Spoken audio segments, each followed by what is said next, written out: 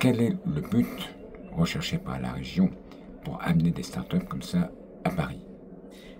Cette année encore, donc pour la troisième fois, nous sommes sur le salon Vivatech en nombre, puisque nous accompagnons 8 jeunes entreprises innovantes et nous sommes nous-mêmes accompagnés par 7 autres structures du monde économique et de l'innovation du territoire. Nous avons un stand vraiment professionnel cette année. On est extrêmement visible entre le stand de la French Tech et le stand national des armées. Donc on est très très bien situé. À côté d'IBM. À côté d'IBM, à côté de BPI. On est très très bien situé. Et en plus, on a un espace de pitch qui permet à nos jeunes entreprises, mais également à leurs partenaires potentiels, de venir présenter leurs innovations, de venir présenter leurs partenariats. Donc pour nous, c'est très important. Comme les autres années, c'est important de donner de la visibilité à ces jeunes entreprises innovantes, de leur donner la possibilité de pitcher face à des investisseurs pour des levées de fonds éventuelles. Également, des clients aussi. Des clients, également des partenaires pour continuer à aller vers de l'innovation, de la recherche, pour toujours avoir cette longueur d'avance dont elles ont besoin.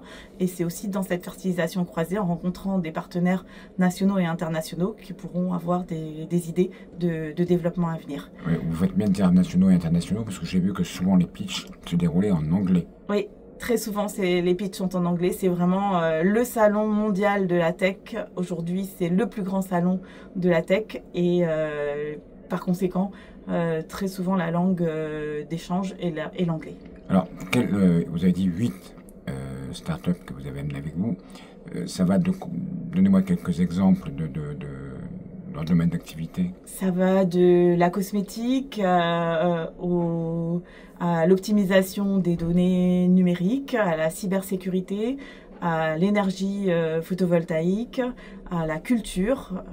Donc c'est extrêmement vaste. Et puis aussi, on a une entreprise cette année qu'on accompagne sur l'autostop numérisé, donc sur les modalités solaire aussi. L'énergie solaire, c'est ça. Sur les modalités de transport aussi. Alors la cosmétique, j'imagine que c'est pas cosmétique normale. Il doit y avoir quelque chose de particulier pour que ce soit une start-up.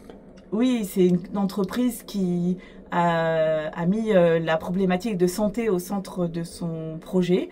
C'est une cosmétique qui protège des ultraviolets, qui a un indice de protection de niveau 50 et qui pourtant est un produit de maquillage quotidien et donc qui permet de protéger dans le quotidien des personnes. C'est pas juste un produit pour aller à la plage, parce qu'en fait on s'est aperçu que on est très fortement confronté aux ultraviolets dans le quotidien, alors qu'on ne se protège que quand on va à la plage, ce qui est une erreur. Alors j'ai dit, c'est la troisième année que la région amène des startups à Paris. Oui. Quel est le bilan des 2 premières manifestations? Alors le bilan est très intéressant. Ces entreprises se sont véritablement consolidées. On a aujourd'hui des entreprises, certaines d'entre elles reviennent, 4 d'entre elles reviennent cette année avec nous sur le stand. Ce sont des entreprises matures qui sont au marché aujourd'hui et qui ont, pour certaines d'entre elles, réussi la levée de fonds. Pour certaines d'entre elles, réussi l'ouverture à une clientèle internationale et pour d'autres, ouvert à des partenariats internationaux. Quel est le but de la région? C'est quoi? C'est de créer des emplois? C'est de dynamiser le tissu économique? Le but est multiple. Il est de créer de l'emploi, de dynamiser, de réussir à passer cette crise économique avec le moins d'embûches possible.